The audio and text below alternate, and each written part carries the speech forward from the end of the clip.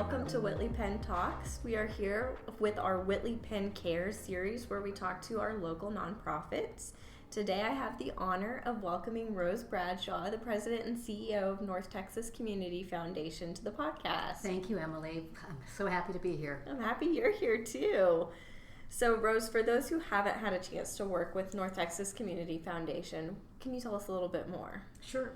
North Texas Community Foundation is a public charity that serves our 11-county region. And we are now 40 years old, just over 40 years old. And we are here to help individuals and families and businesses who care about this community invest in the organizations and the causes they care most about. So everything from schools to libraries to hospitals to neighborhoods to the arts. It's really amazing to think that anything that really matters to our quality of life, we've probably got somebody at the foundation who really cares about it and is trying to make sure it's here for the long haul. Yes, that's absolutely true. I recently had the honor of getting to join you at your big lunch. Yes. And hearing even about what you're doing for the local pet community was great too. Yeah. So many different facets of life that you guys touch. Yeah. Well, and the amazing thing is we serve such a generous community. And I'll tell you what, Emily, my career started back in San Francisco and then to New York City and Chicago, great towns. And I never envisioned that I'd be here in Fort Worth. Now that I'm here, I've been here since 2013 at the Community Foundation, and I've never served such a generous group of donors or citizens that care so much and feel so accountable for this town. So it's really a privilege for us to be serving a community that really wants to make sure that the place that they grew up, the place that they've had such a good experience, is available for future generations. Well, I think we can stop the podcast there. We heard how great Fort Worth is. I tease. So tell us a little bit about how you ended up at the foundation and what your role is there. Yeah, sure. So when I moved here in 2013, this is sort of a funny story. I didn't have a lot of contacts here. My husband was from Fort Worth, but I had never really set foot in Texas before. And so I immediately reached out to a couple of the foundations in town, one of whom was the Community Foundation CEO, Nancy Jones. And I basically told her, I've had a long and I think successful career in other cities. I don't know Fort Worth well, but I'm coming to love it, and I want to be able to see how I can serve. And so then she opened the door for me to serve as a director of community impact, helping to guide grant dollars that were going out the door. So that's how I came to the foundation, and to see how it's evolved over the last 11 years has been very powerful. And we have an unbelievable board of directors. It's a really an important part of our work is that we are stewarding these resources. So people that come to us, donors that come to us, we're here to support their giving in the way that they want to execute it. And they have very specific intentions for these dollars that are going into the community. We have to be sure that our team is prepared to execute and to make sure that our nonprofits are performing at the level that they need to be. So that involves some capacity building and strengthening and support for what they're trying to achieve. So that's how I came to the Community Foundation and became the CEO in 2018. Wow. But I think such a huge part of why the community is doing so well is really based on what you guys are doing. We'll talk about it a little bit later, but I think about that Toolbox grant and how that's just such a great way for our young nonprofits to kind of get their feet underneath them. Mm-hmm. So what sparked your interest in working with the local nonprofit community? So I knew that I wanted to give back, and I'm so impressed by our nonprofit leaders who are able to focus on issues around hunger and homelessness and very tough, challenging issues. I knew that wasn't necessarily my skill set, but I love the idea of bringing people in the door, finding out what matters to them, and then helping to match them to really powerful community leaders who are tackling our toughest issues, or ensuring, as you said in that arts program, that those cultural resources that we want to be available to everyone, from music to visual arts to performing arts, are really the things that help make this town so great. And we want to make sure those are available to all. So at the Community Foundation, we sort of get to sit at that nexus between really generous donors who have financial resources, community leaders who have really put their shoulder to the wheel with big ideas and hard work to achieve great outcomes, and then helping to bring those together. I love that idea of nexus. I think that's a great summary of what y'all do. Yeah.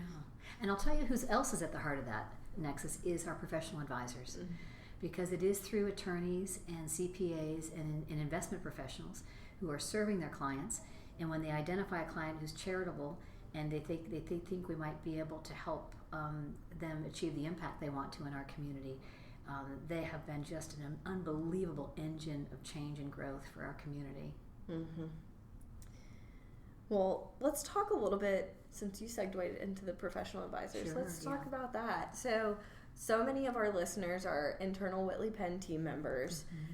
Can you just walk us through how an auditor, tax professional, somebody in our wealth group might identify someone and say, I think they might want to talk to the Community Foundation? Sure. Well, all those folks, we're so honored to work with them, and so essentially what they'll be doing, each of those individuals that you named would be working alongside their client and recognizing either an opportunity or challenge that they might have. Typically, people are coming to us when they have a windfall event with some tax consequences, and they are going to be likely to be, charitably inclined. They may not have a strong history of giving, but they know that that's something they want to accomplish during their lifetime or beyond. So then the professional advisor will make the introduction, and it really is as simple as a phone call to our team. And what we're here really to do is to problem solve alongside the professional advisor. We want to offer every opportunity that's available to that person, everything from a commercial gift fund. You might think of Fidelity or Schwab. We are very conversant on the benefits of those products and some of the limitations. For other clients, the Community Foundation will be a right solution. Still others, maybe a private foundation construction. So what we want to do is come alongside the advisor and think of the goals and the specific situation that your client has, and then finding the right match. So that's for high net worth families, individuals. Some folks come to us through their attorneys. Many come through their attorneys as they're doing estate planning, and they will think about what it is their client wants to accomplish beyond their lifetime. Yes. And then we basically set up instructions here at the Community Foundation so that we can execute on their behalf. Sometimes that involves successor advisors. Other times they'll leave funds to their children, and they'll have very specific goals for the funds they leave at the foundation to do the thing that they wanted to get done, support the charity that was their favorite or the cause that was important to them. And then our team gets to execute over the time frame they specify. For some it's 5 years, others it might be 20, and then still others there's a sort of perpetual fund that they'll establish, which is endowed construction. And that's really amazing to think that this Community Foundation needs to be strong today, and it needs to be strong 100 years from now and 500 years from now, because we've been entrusted by your clients, our donors, to get the job done. I love that. And one thing you touched on that I want to just expand on a little bit as a professional advisor is, in the beginning when I started working alongside charitable organizations, I thought there was less of a need for the diverse options. And I've come to appreciate how so many different options in the charitable sphere means that there's a right solution for everyone. And the right solution for your client may not be the right solution for my client. They might need something simpler. They might need something that's more operational long-term with those big endowed grants. And I think that's such a beautiful testament to some of the matchmaking that you do. Yeah, and as you so well know, a client's needs evolve over time, and we want to find the right solution for what they want to accomplish today, and then be able to transition as necessary as their circumstances might change. And so we really see the opportunity to cultivate that relationship as being really powerful. And some folks, to be honest, probably about a third of the people that are referred to us, we might find a solution for them that's not the Community Foundation. And we say, for you and your circumstances, we recommend this other solution. Oftentimes they'll circle back to us when we are the right solution, but that's our goal. And it's really to expand effective philanthropy throughout the community. And I know Whitley Penn does such terrific work in helping to strengthen our nonprofits, not only through financial services, but also through the programs you provide to help them understand the marketplace and what our community is experiencing right now. So I think as much as we can provide support to our nonprofit leaders, they're, as we said, tackling really tough challenges, and we want to help them be as efficient and effective as possible. I love that. So we talked a little bit about the Toolbox grant earlier. I just mentioned it in passing, but I think that's one that, in my opinion, y'all do so well. And I think it's such a special opportunity for young nonprofits especially.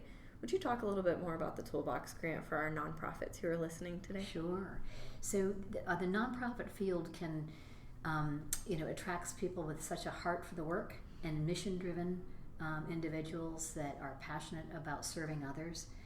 Too often, we find that while they're so busy serving others, they really don't ask for themselves. And so what we try and do with Toolbox is help them invest in themselves to strengthen, whether it be their strategic planning or fundraising plans.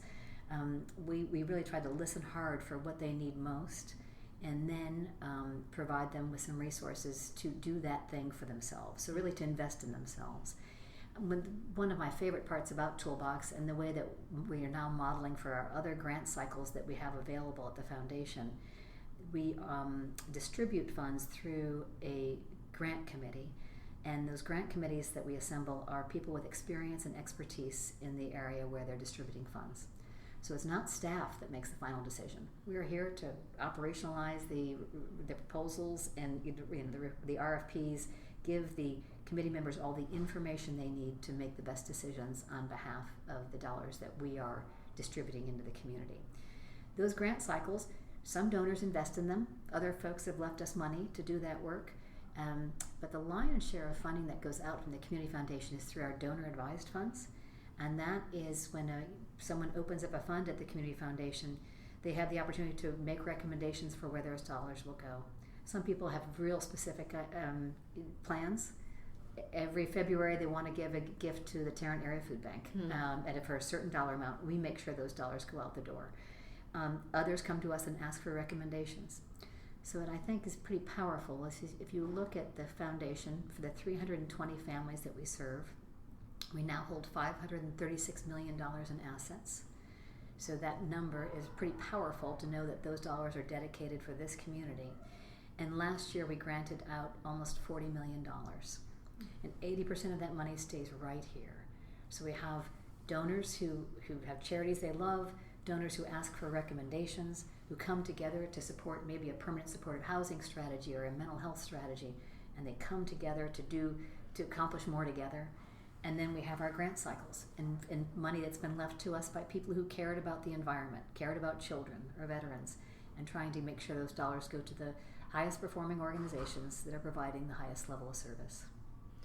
That's so interesting. I think about how many clients I've talked to who are clients throughout the firm, not necessarily mine, but have that windfall event you mentioned earlier and not quite know what to do. And it's so common. We think that we would know exactly what to do when we win the lottery, right? Or when their shit comes in. So many have been busy building their firms and working hard to be successful that it takes a minute to think about how you want to distribute the funds and what matters the most to you. I love that. I love that you could partner a worthy, deserving nonprofit with just somebody who needs to or feels the need to give charitably. I love that. Can I give you a quick example of that, which I just would love that. So we have a wonderful woman who cares so much about a lot of things, cares about children and veterans. And 2 weeks ago, she called me up and said, Rose, the animals, we haven't done anything for the animals, and I want to do something for the animals. And can you make a recommendation? I'm worried about seniors and their animals. So we were able to pick up the phone, speak with the Humane Society of North Texas. Susan Gulig said, I said, Susan, it's a strange call, but I have a donor. She'd like to make a donation to support seniors and their animals. And she said, Rose, every Tuesday we provide free veterinary services to indigent seniors and their animals.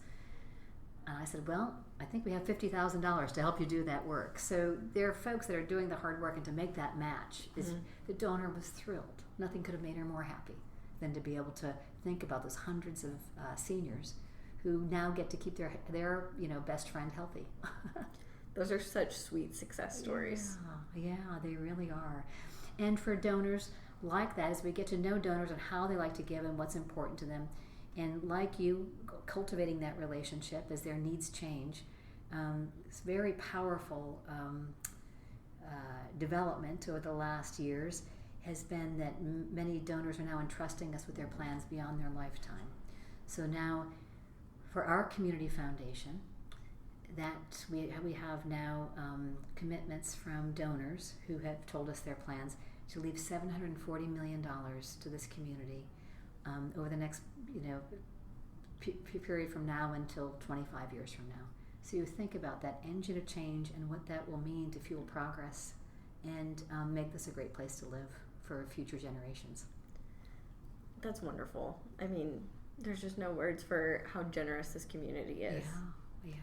So this is not something we had planned to ask, but what's something that has excited you that you've gotten to work on over the past year that you did not necessarily see coming, or you saw it coming but didn't fully understand what you were going to get to do?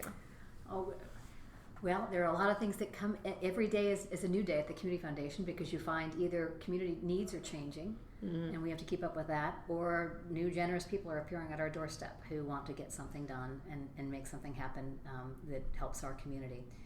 So over the past year, we've got two pretty powerful initiatives. So choosing one would be hard, but one is around maternal health and making sure that our women, after they give birth in the first year of life, are strong. And I have to tell you, it was a request that came from some nonprofit leaders that said, Rose, we're worried about our moms in these first months after giving birth, and can you help us think about bringing the right people around the table to change and improve outcomes.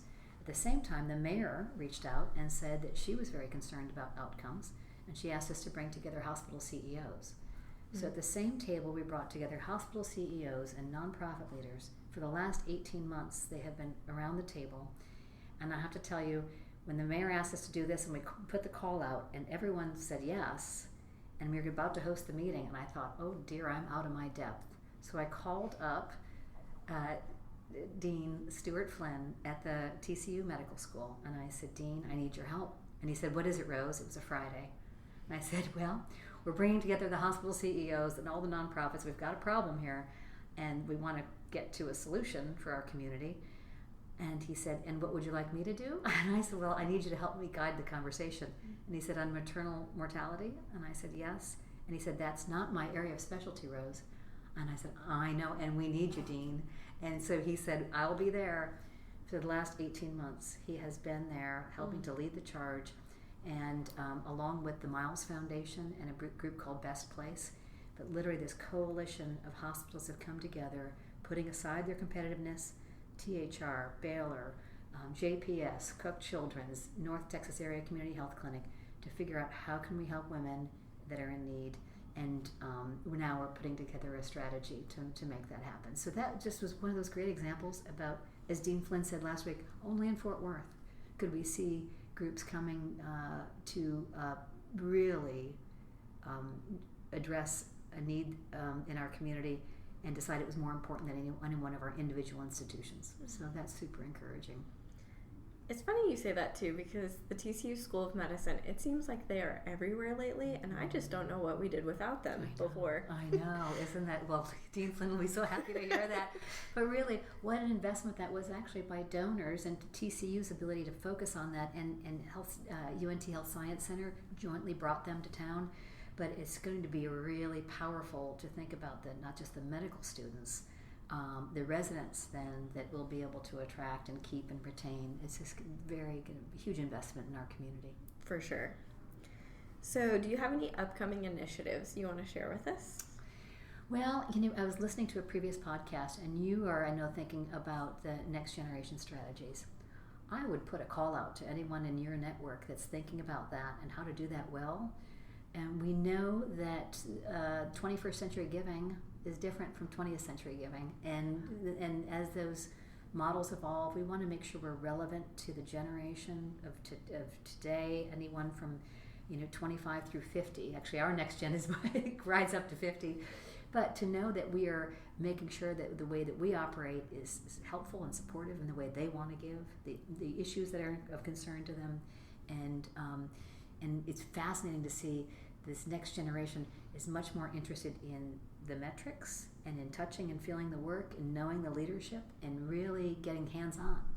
And that's a generational shift from donors from the 50s, 60s, 70s, 80s, or into the early 2000s. So we want to make sure that we're here to serve the community in that way. You're so right. We've had the honor of having Missy Gale speak at one of our nonprofit lunch and learns, and she spoke really to this topic and how it's not as dire as everyone thinks it is. The next generation is going to be incredibly charitable, but how a lot of the older generation learned giving through tithing at church or their local faith-based organization. This next generation isn't necessarily learning that the same way. I think a lot of times it's starting with a volunteer connection and then growing from that. And I think that's going to be an interesting way that as professional advisors, we're going to have to sort of pivot the way we've traditionally worked with people to help find them the right fit. It's true, and I'm actually very encouraged. It can be concerning thinking anytime there's a change or a shift. But if you think about the giving profile for the generation that lived through World War II and the Great Depression, moving forward to the baby boomers and the experience of Vietnam and sort of kind of a lot of the social unrest that happened through the 60s and 70s, and then coming through into the 2000s and the generation that experienced the financial fallout in 2008. I mean, that was a major ground shift, right? And a lot of instability, the concern about trusting institutions in the same way that previous generations had been able to have institutional giving, institutional support. So it's fair that they're critical thinkers. It's good, and that they want a personal relationship. And what we find with our donors, in addition to the financial transfer of people with means giving to nonprofits who are doing good work, our goal is really to help support sort of an activated network of people who care. Everyone has different resources to bring. Some have money, some have experience, some have expertise. How can we have them connected?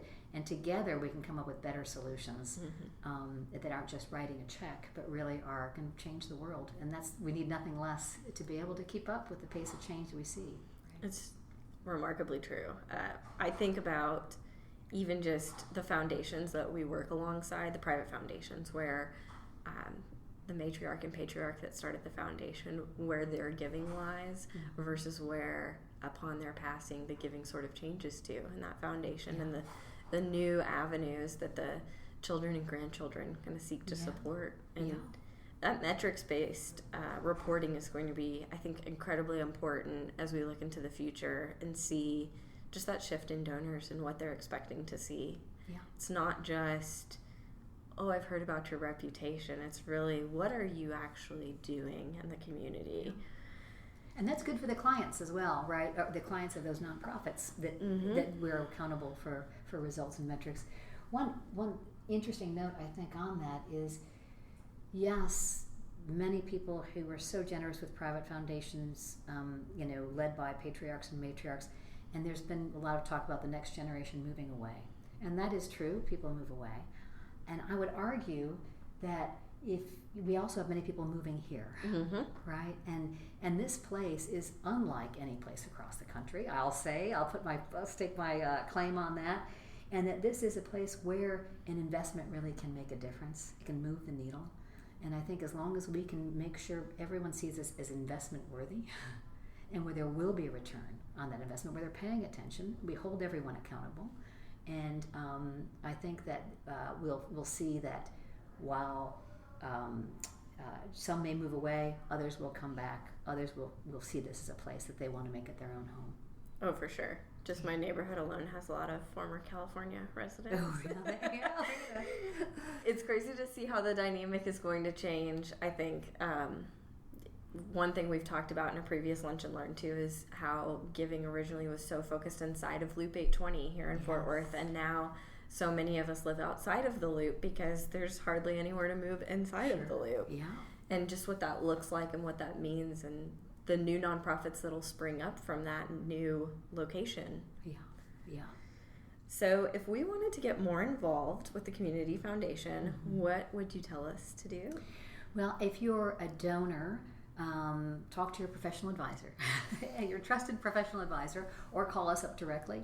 And we are here to tailor our services to meet you where you're at and get you to the right solution. As a professional advisor, we have a number of resources on our website. We have a great team in Amanda Lewis, Stan Ninemeyer, Chris White, our CFO. We're here to help you think through, particularly clients that have non-cash assets are really some of the best resources to use in this for this donor-advised fund vehicle. So we're here to help you think it through and help support your client. We have a newsletter that goes out every month to professional advisors, and we also have periodic programming where we want to make sure, as you said, with our annual launch, to be able to welcome in our professional advisors to visit also with our fund holders and learn about needs in the community. Love it. So I would say starting with your website is a great place. Are you guys active on social media too? We are. So if you look us up on LinkedIn, that's a great place that we push out a lot of content on that for both professional advisors to tips and tools for advisors, but also reporting on community developments. And we also have a newsletter that we distribute to our donors and to those who sign up on our website. So please do feel free to do that. But anytime to pick up the phone and call or reach out via our website. Love it. Well, we are going to share this post on our social media, and if you find this post helpful, we'd love for you to like, comment, or share it yourself to help spread the word about the good work the Community Foundation's doing here. This is all for our Whitley Penn Cares podcast. I haven't typically closed with this, but I'd also like to say if you're a local nonprofit that would love to come on our podcast, we would love to have you reach out to me on LinkedIn or reach out to the Whitley Penn team on LinkedIn, and they'll be able to get us connected.